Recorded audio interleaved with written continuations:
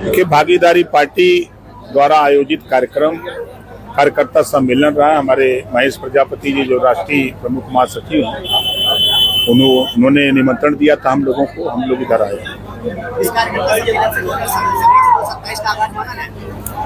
देखिए, आपने सुना होगा कि 22 फरवरी को आजमगढ़ में कार्यक्रम हम लोगों ने किया था, तो वो चुनावी शंखनाद था और 10 विधानसभा से आजमगढ़ के लोग गए थे।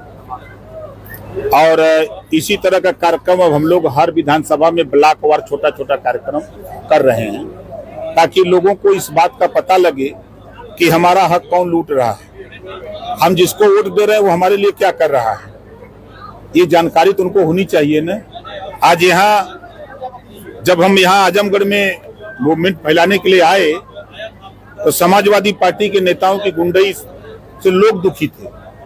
हमने कहा भाई ये गलत बात है। अगर किसी गरीब की जमीन है उसको आप कब्जा कर लोगे, आपके खेत के डांडे पड़ा है तो आप उसको नहीं जोतने दोगे।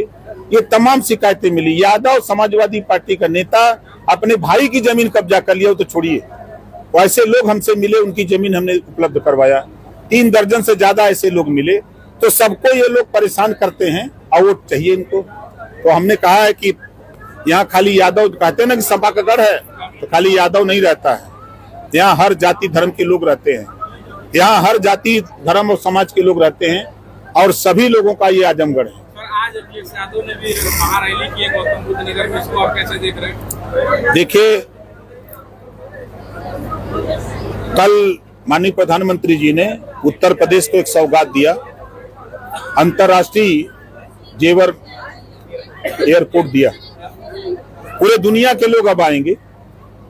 आप देखेंगे कि वहां गाड़ी चलाने के लिए ड्राइवर की आवश्यकता, ट्रेवल में काम करने वाले लोगों की जरूरत, होटल पे जरूरत, होटल की जरूरत, होटल में काम करने वाले लोगों की जरूरत, हर तरह एक रोजगार देने का काम प्रधानमंत्री जी ने जेवर में अंतर्राष्ट्रीय एयरपोर्ट खोल करके दिया।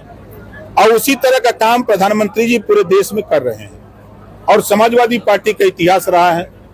इसी आजमगढ़ में आप उठा के देखिए, आजमगढ़ में अहिरौला कप्तानगंज सड़क 16 साल से नहीं बनी थी। आप लोग भी गए होंगे, देखे होंगे। जब मैं इधर आया, इस बात को मुख्यमंत्री योगी आदित्यनाथ जी के सामने रखा, तो उन्होंने 58 करोड़ रुपया स्वीकृत कर दिया कि नहीं, सड़क बननी चाहिए। सिकंदरपुर नरियाओं की सड़क खराब थी लंबे समय से, हमने उनके सामने रखा, बननी चाहिए। तो यहाँ विकास हो रहा है।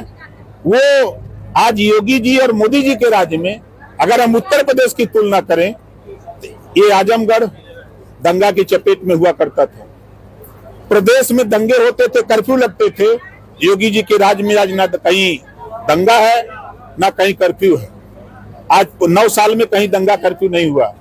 आज अगर कोई भी अपराधी अपराध करने की हिम्मत भी करता है, तो 48 घंटे के अंदर वह जेल के सलाखों में है।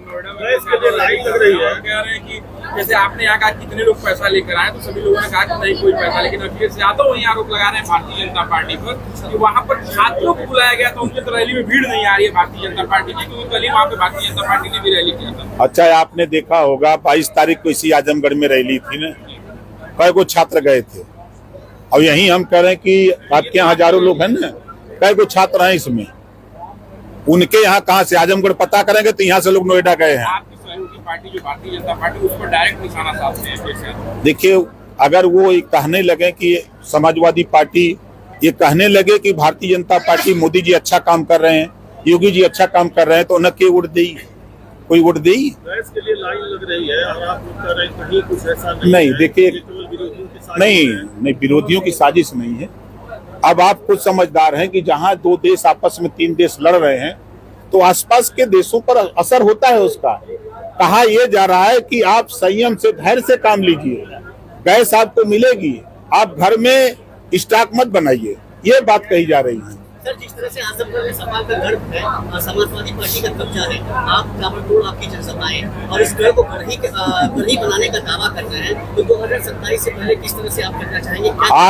आपको इसी आजमगढ़ के धरती पर, आजमगढ़ शहर में 50,000 आजमगढ़ से महिलाओं को जुटाऊंगा और उन्हीं को झाड़ू व बेलना थमाऊंगा और समाजवादी पार्टी का सफाया कराऊंगा।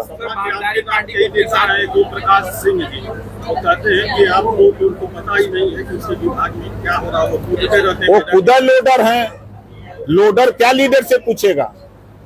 वो तो लोडर है ना, जैसे उनका मालिक कहेगा वैसे वो करेंगे, वैसे बोलेंगे।